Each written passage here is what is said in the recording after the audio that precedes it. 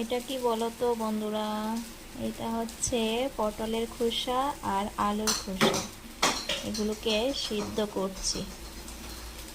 এগুলি সিদ্ধ হয়ে গেছে, এই যে সিদ্ধ হয়ে গেছে। এখন শিলনোড়ায় বেটে নেব। পেস্ট হয়ে গেছে, পেস্ট করে নিয়েছি।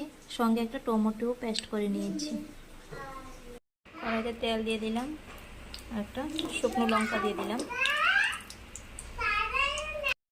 সামান্য কালো জিরে, তারপর পেস্টটা দিয়ে দিলাম।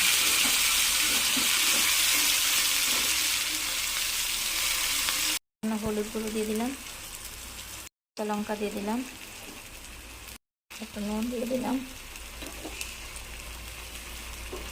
নামানোর আগে এই ধনে পাতাগুলো কুচি করে দেবো। এটি দেশি ধনে পাতা, আমাদের বাড়িতে হয়েছে। এগুলি কুচি করে কেটে দিয়ে দেব। ধনে পাতাগুলো দিয়ে দিলাম।